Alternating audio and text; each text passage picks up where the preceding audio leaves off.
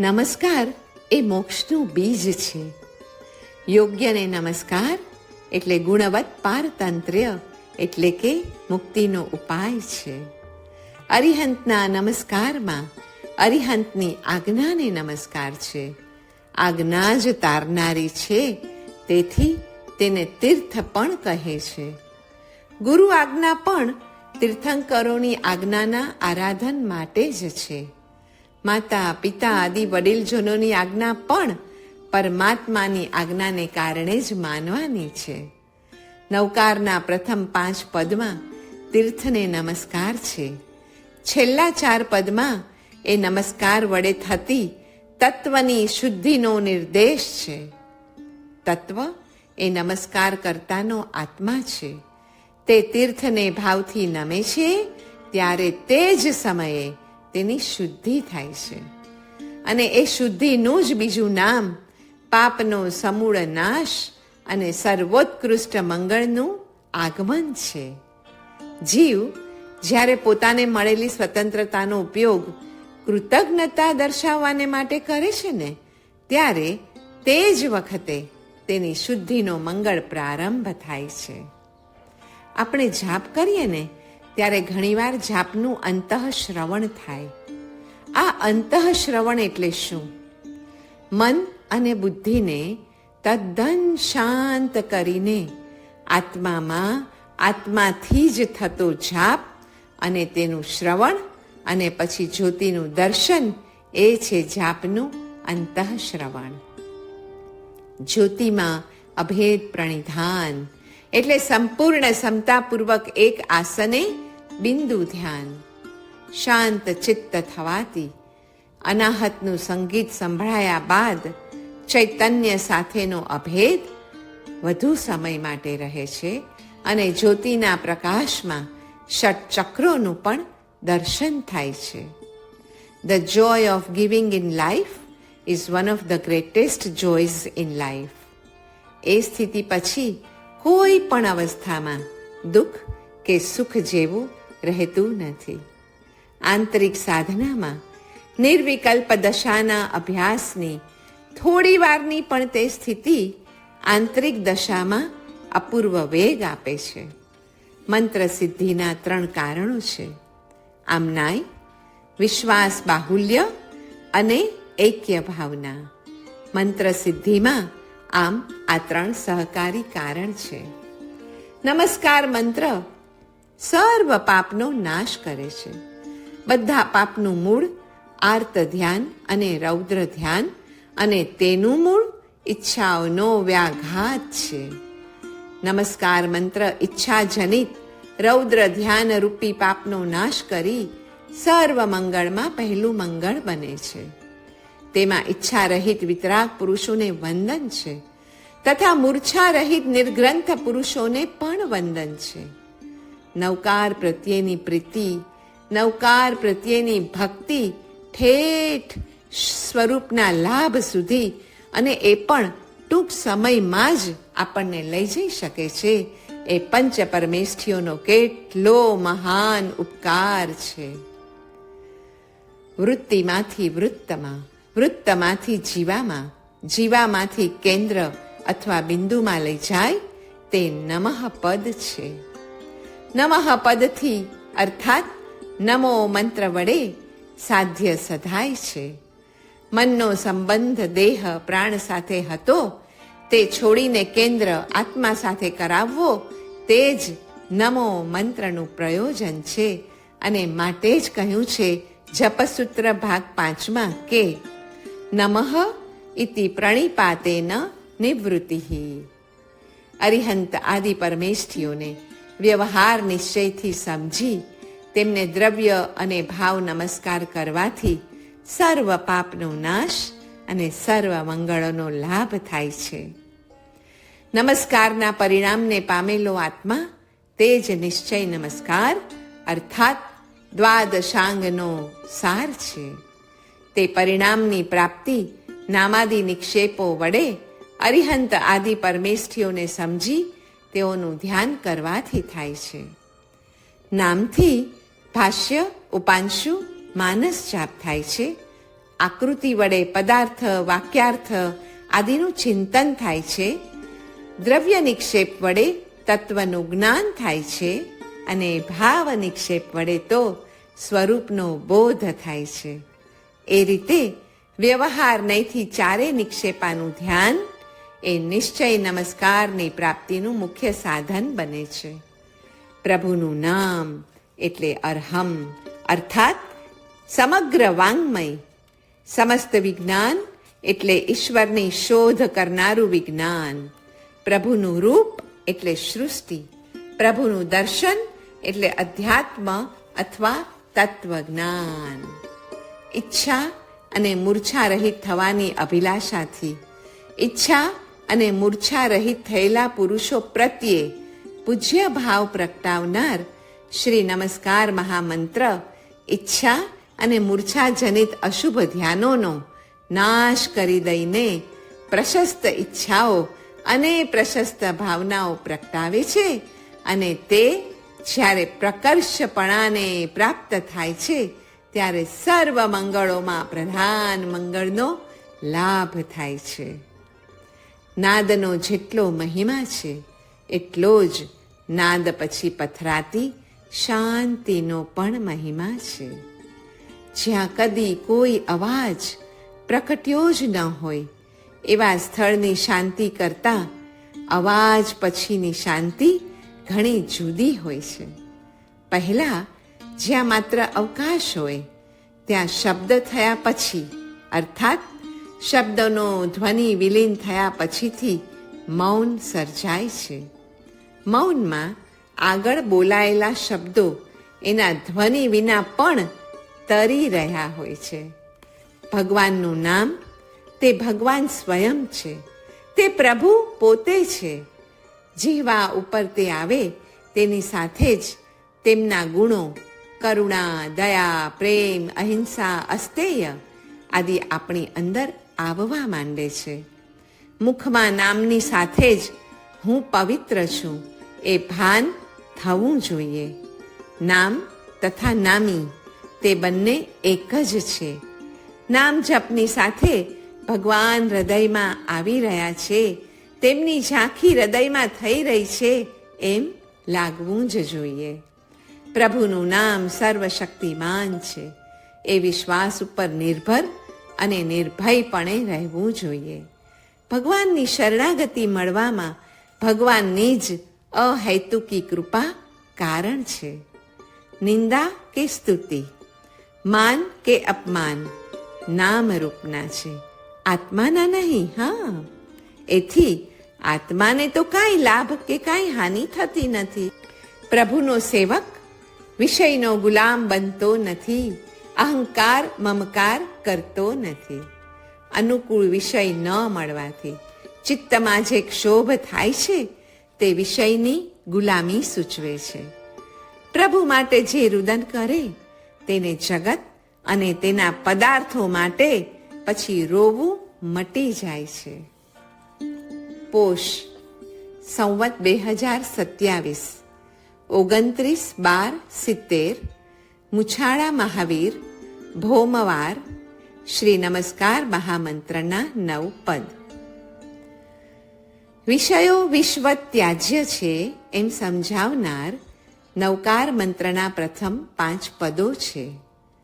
કશાયો કસાઈની જેમ ઘાતકી, નિર્દય અને ક્રૂર છે એમ સમજાવનાર ચુલિકાના 4 પદો છે. પ્રથમ 5 પદોમાં 5 ગુરુઓને નમસ્કાર કર્યા પછી ગુરુ, મંત્ર અને દેવતા તથા આત્મા, મન અને પવનની એકતા બતાવનાર 6ઠું પદ છે.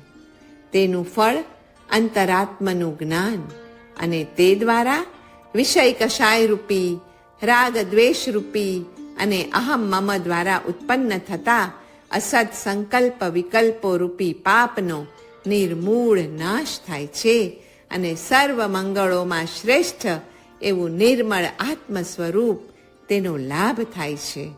આ ગુરુ મંત્રનો ફલાદેશ છે. તો નવકારનું અભિધેય અને પ્રયોજન શું? પુણ્યની ઉત્પત્તિ વડે પાપનો નાશ. એ નવકાર મંત્રની રચનાની વિશેષતા છે. અશરણનું શરણ છોડી શરણ્યનું શરણ સ્વીકારવું અને આજ સુધી તેનો સ્વીકાર ન કરવાના પ્રાયશ્ચિત્તને કરવું તથા સ્વીકાર કર્યાના હર્ષને જણાવવું તે પરિપૂર્ણ નવકારનું અભિધેય અને પ્રયોજન છે. એમાં મંગળ અને અધિકારીનું પણ ગ્રહણ થઈ જાય છે.